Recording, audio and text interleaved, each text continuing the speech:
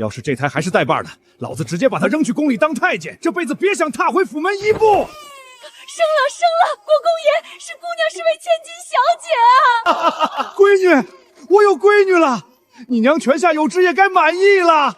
千真万确，300年来第一个女娃娃。闺女，我是嫩爹，快叫爹！我的天，铁血战神爹蹦太高，撞房梁撞出大包了。西令战神秒变傻小子，佩刀都扔了，太丢面了。闺女，爹生了5个兔崽子，终于有小棉袄了。妹妹，我有妹妹了，快让我看看妹妹！粗手粗脚的，别碰坏我闺女！爹，我是二哥，我还能伤了妹妹不成？摆3天流水席，全城百姓免费吃，萧家有女，普天同庆。哼，去库房把那匹贡品品房再拿来，还有上次西域进贡的百年老参，统统搬到小姐房里来，一件都不许落。是，院判大人。我去给妹妹采遍天下最稀有的奇花异石，等我回来，全京城的珠宝铺、胭脂店我全包了，所有好东西都给我妹妹留着，钱不是问题。皇上驾到！他怎么来了？我闺女才出生半个时辰，消息就传到他耳朵里了。国公爷，皇上已经在路上了，说要来看小小姐。朕的郡主呢？朕的侄女呢？快让朕看看。陛下，您怎么来了？您这衣裳都没穿好，成何体统？穿什么衣裳？朕的侄女呢？快给朕看看。这是我萧家的闺女，朕是天子，天下万民都是朕的子民，你闺女自然也是朕的，快给朕！不给，朕命令你给，圣旨也不好使。国公爷，让陛下看看孩子吧。陛下，您轻点，手稳着点，别伤着我闺女。像朕，这额头、这下巴跟朕一模一样。陛下，臣的女儿怎么会像您？怎么不像？你长得就像朕，所以你女儿像朕，没毛病。臣长得像您，陛下，臣比您大5岁，那是你显老。拟旨，奴才在。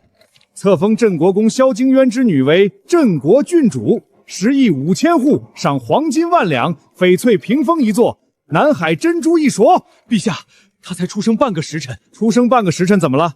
朕的侄女儿从出生那一刻起就是郡主。对了，再加一条赐护国封号，位同亲王。陛下，苏青，你闭嘴，朕还没说完。再赐郡主府1座，就在皇宫旁边，方便朕随时去看她。她住国公府，不住外面。那就把国公府搬到皇宫旁边。陛下，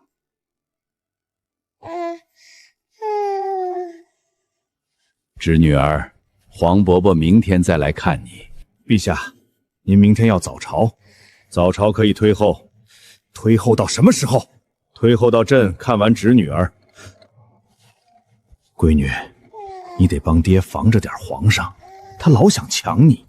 心想防什么防被皇帝抢着宠，这不挺好？躺平的第一天，开局就是顶配我3件大的时候，大哥萧擎苍做了一件震惊全军的事，他写了一封家书。不对，他天天写家书，这没什么稀奇的。稀奇的是，他写的不是军报，不是战略部署，而是妹妹观察日记。对，一个在西境带兵打仗的少将军，每天除了操练士兵巡视边防，还要抽出一个时辰写日记，记录我每天的成长。今日妹妹喝了3次奶，每次约2刻钟，比昨日多了半刻钟，胃口很好。今日妹妹哭了2次，一次是饿了，一次是尿了，哭声嘹亮，中气十足，将来必是大将之才。今日妹妹抓了我的手指，力气很大，5根手指握得很紧。我查过兵书，抓力强者筋骨好，筋骨好就能练武。等妹妹长大了，我要亲自教她剑法。家书被送回国公府的时候，全家传阅了一遍。二哥萧文渊看完，面无表情地说：“大哥，你是不是对大将之才有什么误解？他只是抓了你的手指，又不是举了石狮子3。”萧烈风更直接：“大哥封了把妹妹才3天打，他就想着教剑法。”4哥萧景恒温声道：“那大哥也是为妹妹好。”5哥萧墨尘刚从江湖上寄回来一株天山雪莲，附的信上写着：“这是我爬了7天7夜才采到的，给妹妹泡澡用，能养肤美白。”6哥萧景瑜更直接，他已经让人在京城最繁华的街上动工建了一座宝阁，说是专门用来陈列给妹妹买的奇珍异宝。我娘看着这些家书和礼物，叹了口气：“你们这些当哥哥的，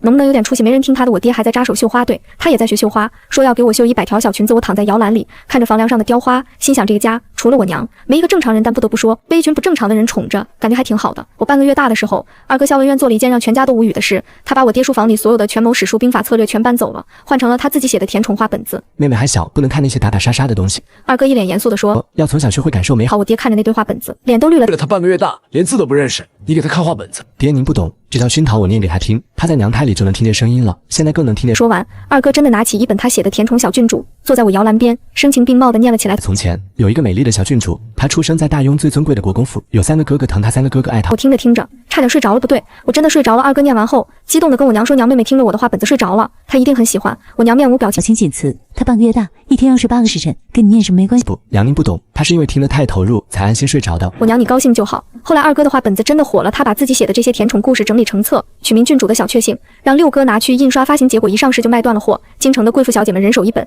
读到小郡主对着哥哥甜甜一笑，哥哥的心都化了这种段落时，集体尖叫，这也太甜了吧！我好想要这样的哥哥不，我想要这样的妹妹。二哥赚的银子一分没留，全给我买了各种稀奇古怪的东西，会唱歌的八音盒，会转的走马灯，会发光的琉璃球。他把这些东西堆在我房间里，堆得跟杂货铺似的。我娘说的请辞，外妹才半个月大，玩不了这些。二哥说他现在玩不了，但他看着也开心啊。我娘看着我，我正好打了个哈欠，你看，妹妹开心的打哈欠了。二哥激动地说：“我只是困了。我满月那天，三哥萧烈风做了一件让全府上下都哭笑不得的事。他在我院子外面设了3道岗，3步一哨，5步一岗，24小时轮班值守，连只苍蝇都飞不进来。我爹看了都无语裂风。你这是要打仗？”三哥一脸认真地。防人之心不可无。妹妹是大庸300年唯一的贵女，多少人盯着呢？万一有人想偷孩子怎么办？谁敢偷我闺女，我把她全家绣成十字绣爹。您别冲动，我已经安排好了。第1道岗在府门口，第2道岗在二门，第3道岗在妹妹院子外面，每道岗8个人，4个时辰轮换一次，全天候不间断。我爹沉默了一会儿，会不会太夸张了？不夸张。三哥严肃地说：“我还安排了暗哨房顶上2个，假山后面1个，花园的树上1个。”你什么时候安排的？妹妹出生第3天，我爹我娘在旁边听着，忍不住说：“烈风，你妹妹才1个月大，不会有人来偷的。”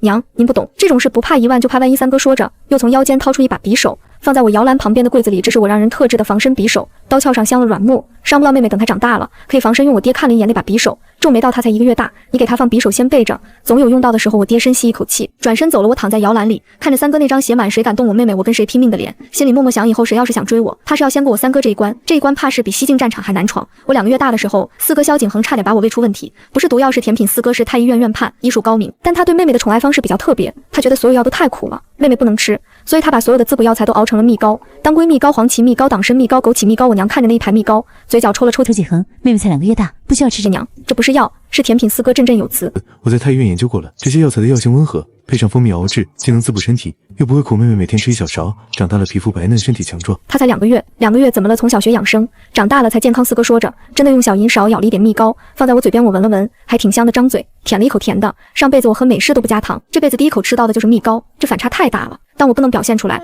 我只能啊啊呜的叫了2声四哥。四哥眼睛亮了，娘妹妹喜欢他吃了，他还叫了。我娘叹了口气，他只是饿了。不，他是因为好吃才叫的。后来四哥的蜜膏配方被六哥拿去批量生产，在宝格里卖，取名郡主蜜膏，广告语是郡主从小吃到大，你不想试试吗？结果又卖疯了，京城贵妇们人手一罐，每天早上起来第一件事就是吃1勺郡主同款蜜膏。我听说以后，心想我2个月大的时候就带货了，这辈子的 KPI 也太好完成了吧。我3个月大的时候，五哥萧沐尘回来了，他不是走回来的，是从房顶上跳下来的。妹妹，五哥回来了，你看五哥给你带了什么？他从怀里掏出一块拳头大的石头，通体碧绿，隐隐发光，这是我在昆仑山找到的玉石，天然形成，天下独一无二。然后他又从另一个口袋里掏出一朵花，花瓣是7彩的，还带着露水，这是天山雪莲的变种，7色雪莲，千年难遇，五哥爬了10天10夜才采到的。接着他又从靴子里抽出一根羽毛，足有2指长，金灿灿的，这是传说中的金翅鸟的羽毛，五哥在南海一个小岛上找到的。我爹看着他一件一件往外掏东西，目瞪口呆。沐尘，你这些都是给你妹妹的。当然，五哥把东西整整齐齐摆在我摇篮旁边，这些都是天下最稀有的宝贝，只有我妹妹配得上。我娘看着那堆东西，皱眉道：“墨尘，你妹妹才3个月大，你给她一块石头，她能玩吗？娘，这不是玩的，是收藏的，等妹妹长大了，看到这些就知道五哥有多爱她。”我爹沉默了一会儿，问了一句：“你这些东西花了多少银子？”银子。五哥一愣。爹，我靠的是实力，不是银子。这玉石是我从昆仑山上挖的，这雪莲是我从悬崖上采的，这羽毛是我在海岛上捡的，全凭本事，不花银。我爹点点头，行，那你不花银子，吃饭要不要花钱？五哥，我娘笑了。我躺在摇篮里，看着五哥那张晒黑了的脸上写满我冤枉啊，忍不住咯咯笑出了声，全场瞬间安静。妹妹笑了，五哥激动地跳起来，他对我笑了，我就知道妹妹最喜欢我。其他5个哥哥同时瞪他放屁，妹妹是对我笑的，明明是对我，你们都闭嘴。妹妹是看到我才笑的。我爹抱着胳膊在旁边看着，冷冷地说了一句：“都别吵了。”妹妹是对我笑的。6个哥哥同时看向他，异口同声：“爹，您别不要脸。”我爹我4个月大的时候，6哥萧景瑜展示了他真正的实力超能力，他让人在国公府旁边买了一块地，动工建了一座3层高的楼阁，取名宝阁。1楼放珠宝首饰，2楼放绫罗绸缎，3楼放奇珍古玩，全是给我买的。我爹看着那座楼，下巴差点掉了。景瑜，你给你妹妹建了一座楼对？6哥理所当然地说：“妹妹的东西太多了，府里放不下，她才4个月大，哪来的那么多东西？”我买的6哥掰着手指头数，珠宝首饰买了3000件，绫罗绸缎买了5000匹，奇珍古玩买了1000件，还有各种胭脂水粉、玩具摆设、书册画卷，加起来快1万件了。我爹倒吸一口凉气，你花了多少银子？6哥想了想，大概100万两，100万两。我爹差点背过气去。你疯了爹，您别激动，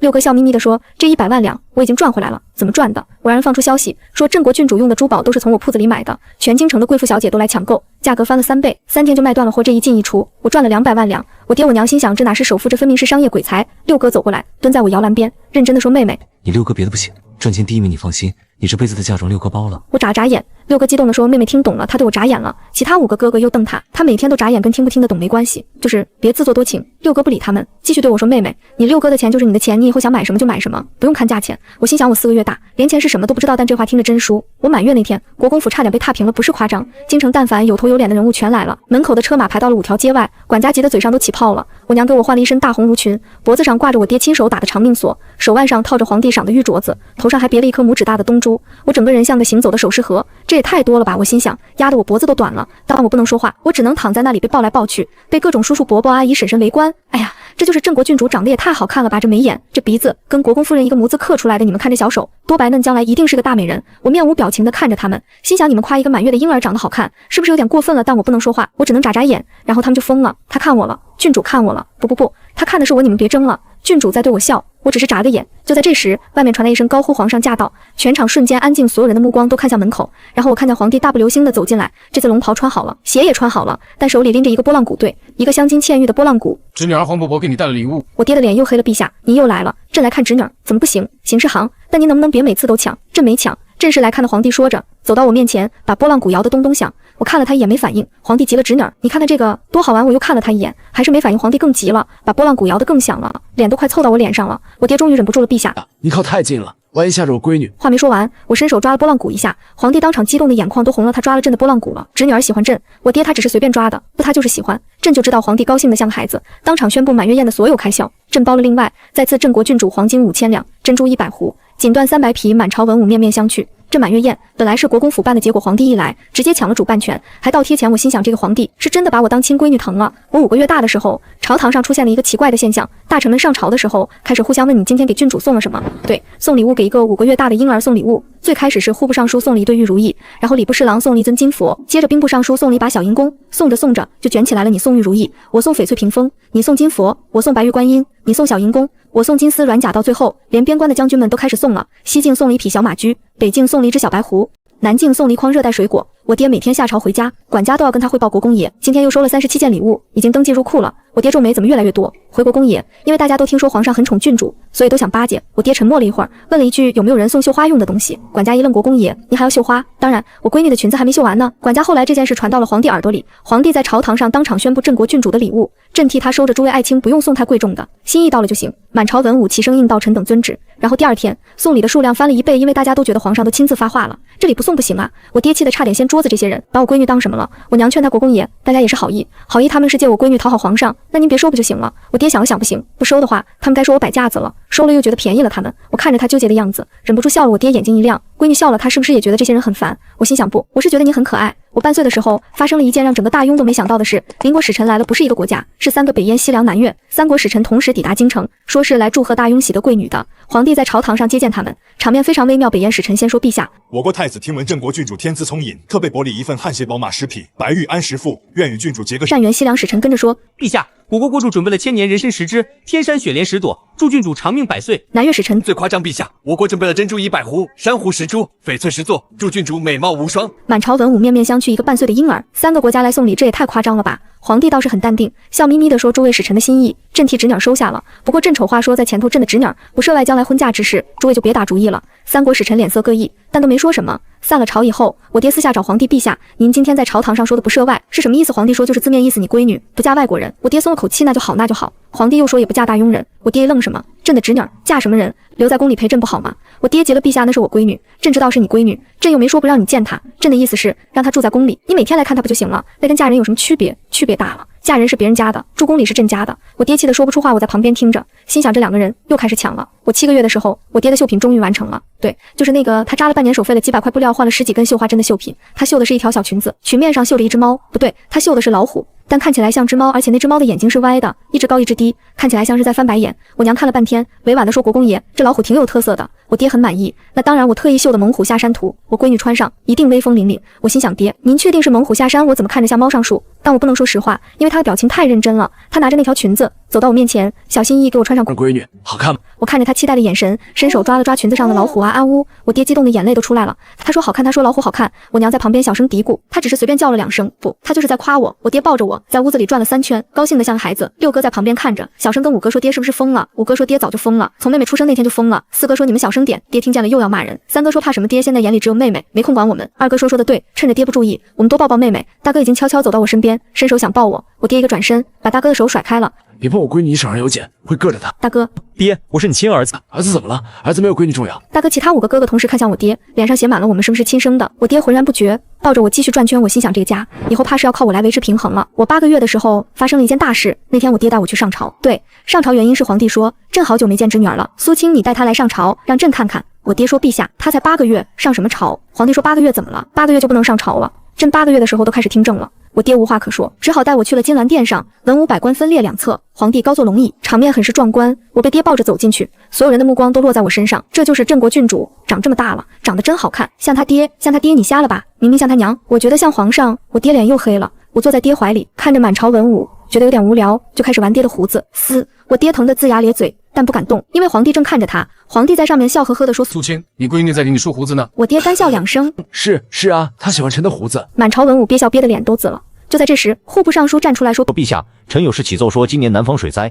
赈灾银两短缺，臣建议削减各地藩王的俸禄，以充国库。”话一说完，几个藩王就不乐意了：“削减我们的俸禄凭什么？就是水灾又不是我们造成的，陛下，臣反对。”朝堂上吵了起来，我被吵得有点烦，啊呜的叫了2声，全场瞬间安静，所有人的目光又落在我身上。皇帝问侄女儿：“你是不是有话要说？”我当然是没法说话的，但我伸手指了指户部尚书，又指了指那几个藩王，然后啊了2声。皇帝愣了3秒，然后哈哈大笑。好朕的侄女儿说的对，你们别吵了，有话好好说，别吓着孩子。满朝文武面面相觑，户部尚书小声说：“陛下，郡主的意思臣没听懂。”没听懂，皇帝瞪眼。朕的侄女说让你们闭嘴，别吵了，这么简单的话都听不懂。户部尚书臣遵旨，藩王们也纷纷闭嘴。一场朝堂风波被我啊呜2声化解了。我爹抱着我，低头看我，眼神里写满了我闺女是天才。我心想，我只是嫌他们吵而已。但这件事传出去以后，满朝文武都说镇国郡主8个月就能断朝堂之争，真是天生奇才。我听说以后，心想这些人也太会脑补了吧。我1岁的时候，5个哥哥之间发生了一场育儿内卷，起因是大哥从西境寄回来一封信，信上说我已经给妹妹准备好了一把小银剑，等她3岁就开始练剑。2哥看了信，冷笑一声：“练剑粗鲁，我已经给妹妹编了一套启蒙读物，从3字经到诗词歌赋，循序渐进，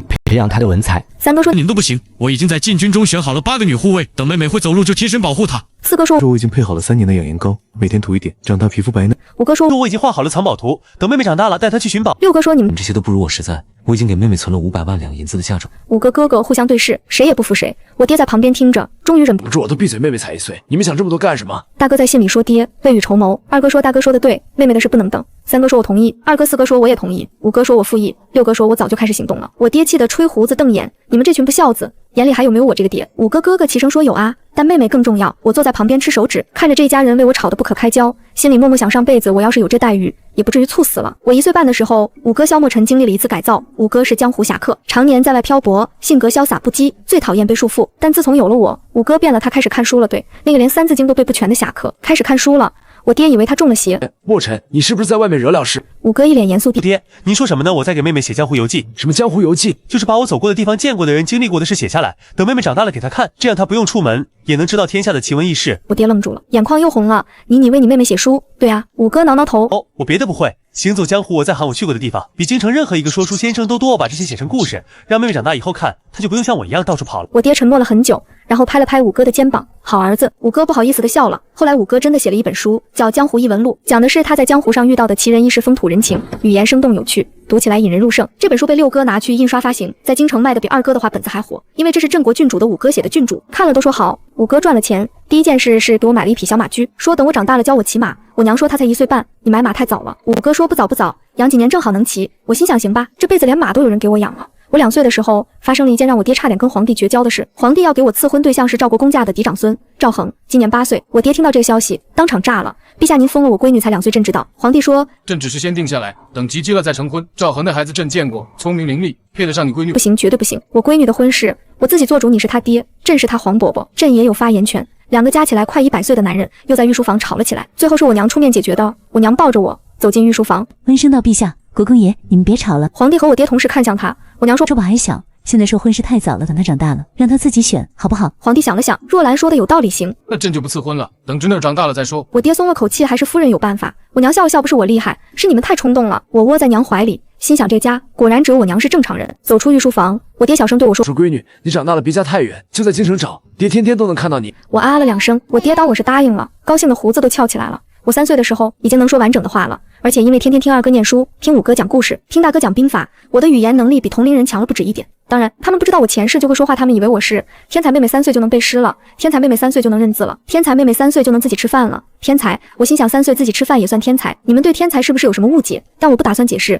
因为被夸天才的感觉还挺爽的。这一年，皇帝又让我去上朝了，这次不是让我爹抱着我去，而是让我自己坐在一个小凳子上，就在龙椅旁边。侄女儿，今天黄伯伯要批奏折，你帮黄伯伯看看。皇帝笑眯眯地说。我看着那堆奏折，心想我3岁，你让我看奏折，但我不能拒绝，因为皇帝的表情太真诚了。我拿起一本奏折，假装认真的看了看，其实我看不懂，因为我虽然会说话，但认的字还不多，但我不能表现出来。我皱着眉头，做出一副深思熟虑的样子，然后说：“黄伯伯，这人的字写得不好看。”皇帝愣了一下，然后哈哈大笑。对，这个人的字确实不好看，朕早就想说他了。旁边的太监小声说：“陛下，那是御史大夫的奏折。御史大夫怎么了？字写得不好看，奏折写得再好也没用，让他回去练字，满朝文武面面相觑。”御史大夫的脸当场就绿了。我心想，我只是随口说了一句，不会害了这个人吧？但皇帝显然不是在认真批奏折，他就是在逗我玩。他拿起另一本奏折，侄女儿，你再看看这个。我又看了看，这个人的字比刚才那个好看一点，但还是不好看。皇帝说，那就让他也去练字。就这样，我批了10几本奏折，每本的评语都是字不好看。散朝以后，我爹抱着我，小声说：“闺女，你今天太厉害了。”我打了个哈欠，爹，我困了。好好好，爹带你回家睡觉。我靠在他肩膀上，心想3岁上朝批奏折，这履历放在前世够我吹一辈子，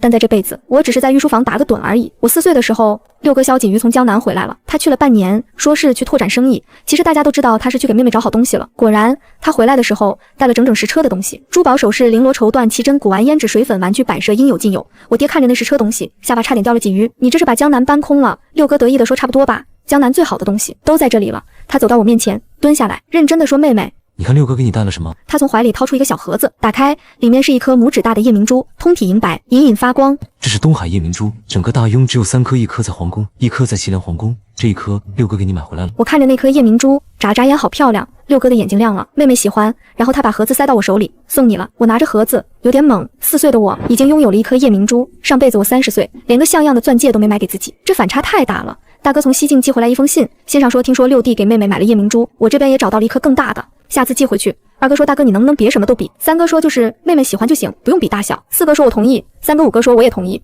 ，6哥说你们就是嫉妒。5个哥哥又吵起来了。我坐在旁边抱着夜明珠，心想这个家每天都是戏。我5岁了，5年时间，我从一个婴儿长成了一个能跑能跳能说会道的小姑娘。我爹的头发白了几根，但精神很好，每天还是风雨无阻的去上朝。我娘还是那么温柔，每天变着花样给我做好吃的。大哥还在西境，但每个月都会寄信回来，信里全是问我好不好的。2哥已经升了官，成了内阁侍读学士，每天还是很忙，但再忙也会抽时间给我念书。3哥还是禁军统领，但每天下班第一件事就是来我院子转一圈，确认安全才放心。4哥还在太医院，但所有给郡主的药都是他亲自配的，别人配的他信不过。5哥还在江湖上飘，但每3个月必回来一次，每次都带一堆稀奇古怪的东西。6哥的生意越做越大，已经是天下首富了。但他最得意的是不是赚了多少钱，而是我妹妹用的东西都是最好的，而我依然是全家最受宠的人。但我没有变成那种骄纵的大小姐，因为我知道这份宠爱来之不易。我爹为了我学了绣花，虽然至今还是只会绣歪眼睛的老虎。我大哥为了我在西境收集各种奇珍异宝，把军饷都花了一大半。我2哥为了我把所有的业余时间都用来写画本子，眼睛都近视了。我3哥为了我在院子里设了3道岗，被同僚笑话是护妹狂魔。我4哥为了我把太医院的药材都快搬空了，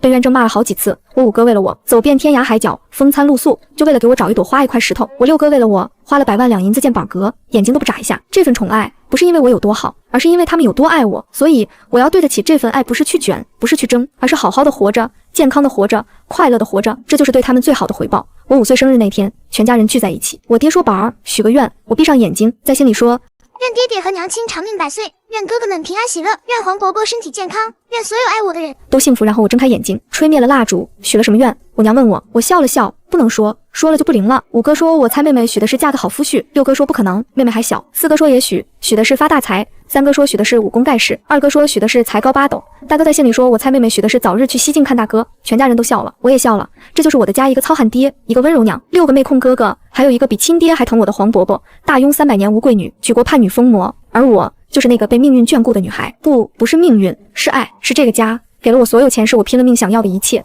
在这辈子我什么都没做就得到了，所以我要好好的活着，不是为了证明什么，不是为了得到什么，只是为了让爱我的人看到我幸福，这就够了。我6岁那年，皇帝在朝堂上宣布了一件事：诸位爱卿，朕决定每年郡主生辰这一天定为大雍女儿节，全国放假3天，家家户户的女儿都可以休息玩耍收礼物。满朝文武齐声高呼陛下圣明。我爹在旁边小声嘀咕，这又是借我闺女的名义放假。皇帝听见了，笑眯眯地说：苏青，你不乐意？我爹赶紧说：臣乐意，臣非常乐意。皇帝满意地点点头，又看向我侄女儿，你觉得呢？我站在大殿上，规规矩矩地行了个礼。黄伯伯圣明。皇帝高兴的胡子都翘起来了。散朝以后，我爹抱着我，小声说：闺女，你现在是全大雍最受欢迎的人了。我趴在他肩膀上，懒洋洋地说：爹，我一直都很受欢迎。我爹笑了，对，我闺女一直都最受欢迎。他顿了顿，又说：闺女，爹这辈子最骄傲的是，不是打了多少胜仗，不是封了什么爵位，而是生了你。我搂着他的脖子，小声说：爹，我这辈子最幸运的是，不是当了郡主，不是被全皇朝宠爱，而是做了您的女儿。我爹的眼眶红了，他抱紧我，大步流星地走出宫门，夕阳西下，把我们的影子拉得很长很长。